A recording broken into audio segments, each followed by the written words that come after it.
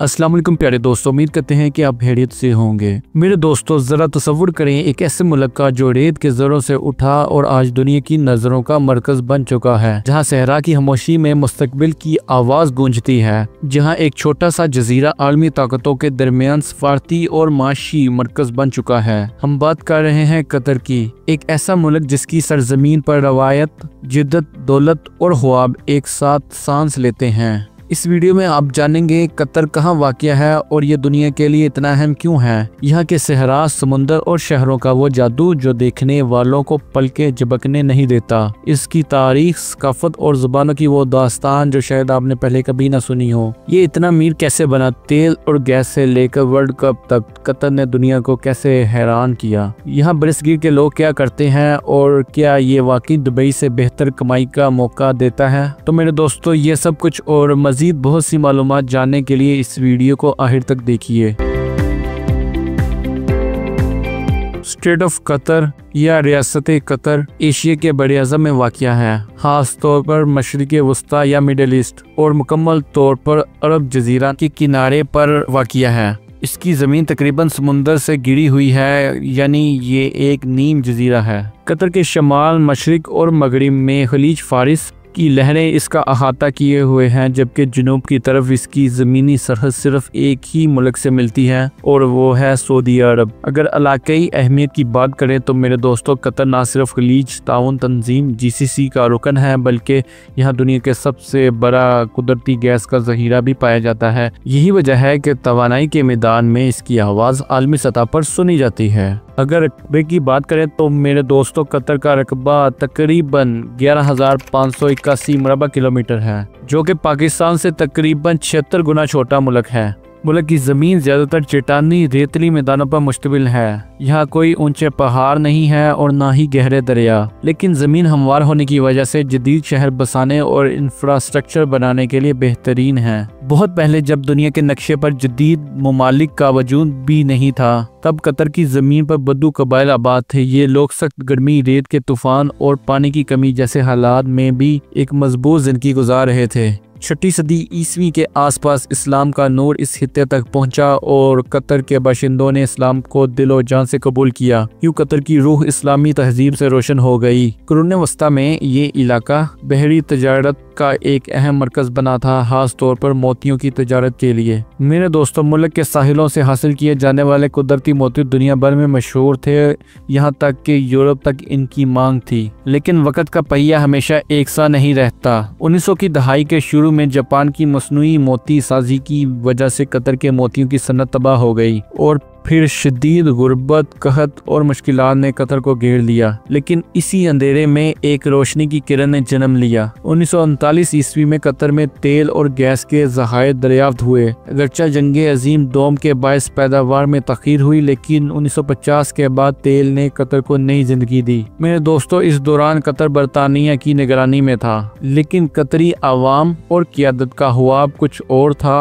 और वो ख्वाब था आज़ादी का। बिलाखिर बहुत सी सियासी मशावरतों, मुकामी क़यादत का पुख्ता अज़म और अवामी हमायत के बाद 3 सितंबर 1971 को रियासत कतर ने बरतानिया से आज़ादी हासिल की। यूं एक नया सूरज तुलू हुआ, खुद मुख्तारी, खुददारी और बावकार कतर का सूरज। मेरे दोस्तों, मुल्क की सरकारी ज़बान अरबी है, क्योंकि यहाँ बड़ी तादाद में गैर मुल्की भी काम करते हैं, खास तौर पर जनूबी एशिया से। इसलिए अंग्रेज़ी, हिंदी, उर्दू जैसी ज़बानें भी आम सुनने को मिलती हैं। दोस्तों, यहाँ का सरकारी मजहब इस्लाम है और सुन्नी अक्सरियत में है। अब जरा सोचिए, एक ऐसा मुल्क जो रकबे में इतना छोटा है कि आप एक दिन में इसके किनारे से किनारे तक ड्राइव कर सकते हैं। मुल्क का शुमार दुनिया के अमीर तरीन ममालिक में होता है। इसकी फीकस आमदनी कई तरक्की याफ्ता ममालिक से ज्यादा है, और ये सब मुमकिन हुआ है कुदरती गैस के खजाने और दानिशमंदाना क़यादत के बायस। फीफा वर्ल्ड कप 2022 ये पहला मौका था जब कोई अरब मुल्क, और वो वो भी इतना छोटा, दुनिया के सबसे बड़े फुटबॉल इवेंट की मेजबानी कर रहा हो। कतर की मईशत को आज दुनिया की सबसे तेजी से तरक्की करने वाली मईशतों में शुमार किया जाता है। 2024 में इसकी मजमूई कौमी पैदावार या GDP तकरीबन 240 अरब अमेरिकी डॉलर से जायद रही। अगर करेंसी की बात की जाए तो एक कतरी रियाल की कीमत पाकिस्तान के तकरीबन 77 रुपए और भारत के तकरीबन 23 रुपए के बराबर है।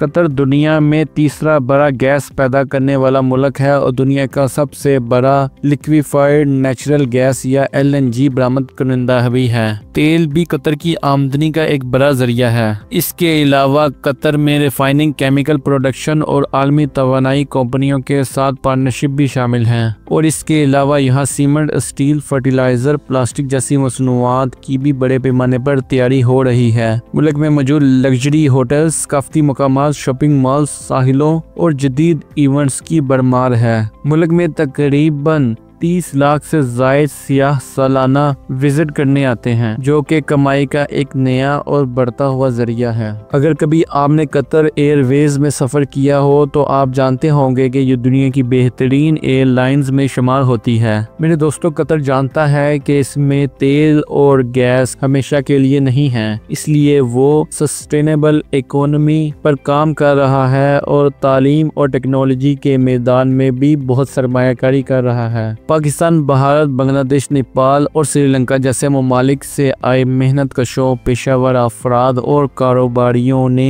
इस मुल्क की मईशत को सिर्फ सहारा ही नहीं दिया बल्कि इसकी तरक्की में बुनियादी किरदार अदा किया है। आज कतर की सड़कों पर, मेट्रो स्टेशन में, कंस्ट्रक्शन साइट्स पर, अस्पतालों में, होटल्स और रेस्टोरेंट में हर जगह आपको उर्दू, हिंदी, बंगाली, नेपाली और तमिल बोलते अफराद नजर आते हैं। कतर की तेजी से तरक्की करती इंफ्रास्ट्रक्चर, तामीराती सनत, होटलिंग, ट्रांसपोर्ट और सहूलियात की खिदमत में जनूबी एशियाओं का किरदार नागजीर है। बेशतर अफराद के जहन में ये सवाल पैदा होता है क्या कतर दुबई के मुकाबले में बेहतर मौके फराहम करता है, खास तौर पर पाकिस्तानियों और भारतीयों के लिए। तो आइए इसको जानने के लिए कुछ पहलुओं पर नज़र डालते हैं। कतर में औसत रहायशी अखराजात दुबई से कम है। इसका मतलब है मेहनत कश अफराद ज़्यादा बचत कर सकते हैं। दुबई में मौके ज़्यादा मतनू हैं, मगर वहाँ मुकाबला भी ज़्यादा है, खास तौर पर हुनरमंद शोबों में। कतर में नए लेबर कवानीन, जिसमें कफालत का आसान होना, मुलाजमत की तब्दीली और फैमिली वीज़ा का इजरा शामिल है, इसे जनूबी एशियाओं के लिए ज़्यादा पुरकशिश बनाते हैं। पाकिस्तानी हुनरमंद अफराद खास तौर पर electricians, driver, welders, heavy machine operator, doctor, nurses, उस्ताज़ा कतर में अच्छी तनख्वाहों पर काम कर रहे हैं।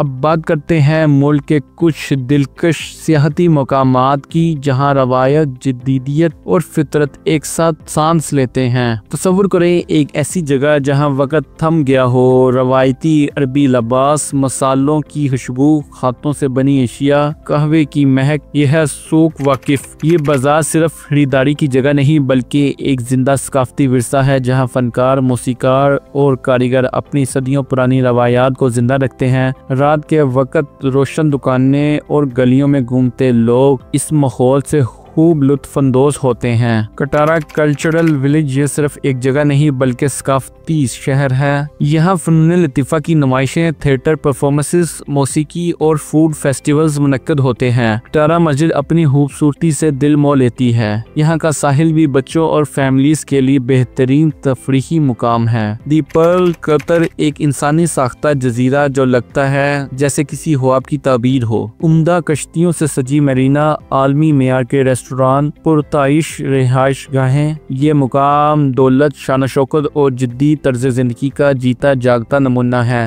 यहाँ की सड़कों पर चहलकदमी करना किसी यूरोपीय शहर की याद दिलाता है, लेकिन अरबी अंदाज के साथ।